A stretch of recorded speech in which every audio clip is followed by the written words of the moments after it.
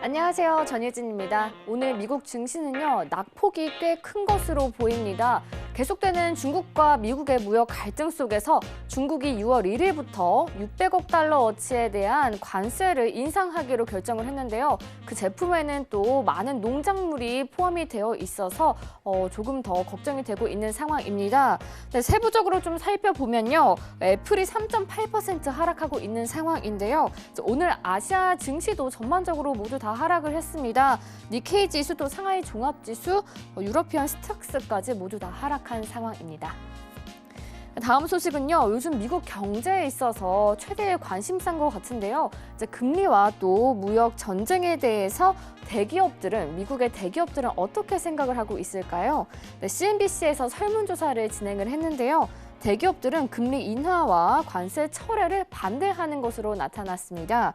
글로벌 기업 CFO 가운데서 4%만이 이제 금리 인하에 찬성을 했는데요.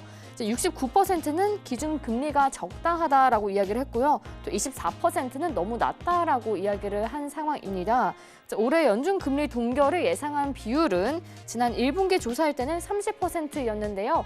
2분기에는 69%로 급증을 했습니다. 미국과 중국 간 무역 전쟁을 끝내기 위해서 미국의 관세 철회는 필요하지 않다라는 주장이 다수를 차지했는데요. 5%만이 관세 철회가 필요하다라고 대답한 상황입니다.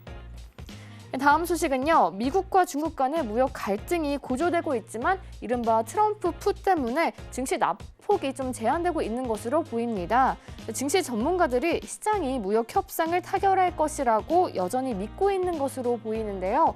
만약 증시가 더욱더 크게 하락한다면 트럼프 대통령이 이에 대해서 대책을 마련하는 이른바 트럼프 풋을 실행할 것으로 기대를 하고 있는 것 같습니다.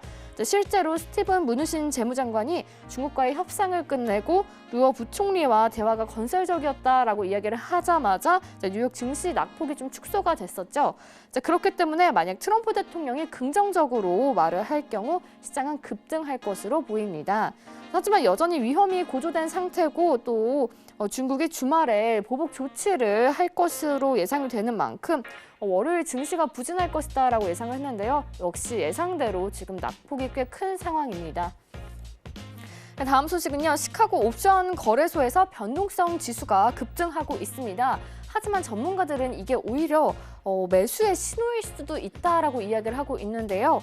미국과 중국 간의 무역 갈등이 악화하면서 변동성 지수가 지난 1월 이후 가장 높은 수준을 보이고 있는 상황입니다. 전문가들은 이러한 상황이 오히려 기회가 될 수 있다라고 이야기를 하고 있는데요. 역사적으로 변동성 지수가 급증을 했었을 때 4주 후에 S&P 500 지수가 2.5% 올랐습니다.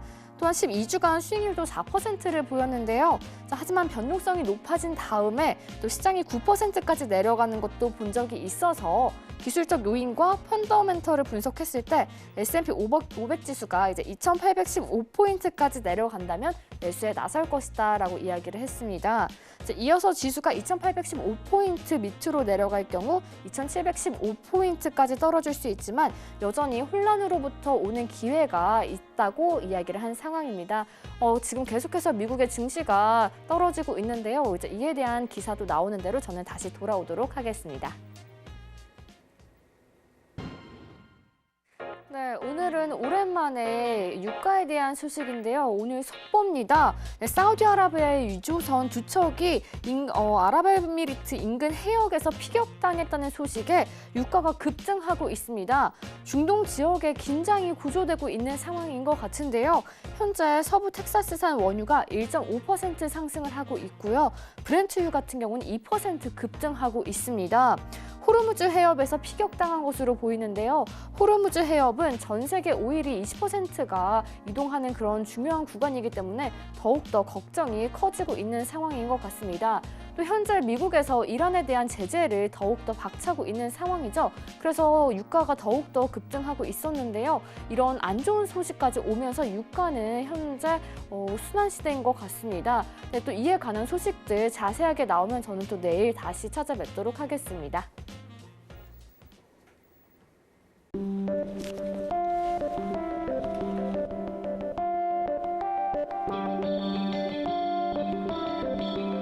글로벌 경제 채널 서울경제TV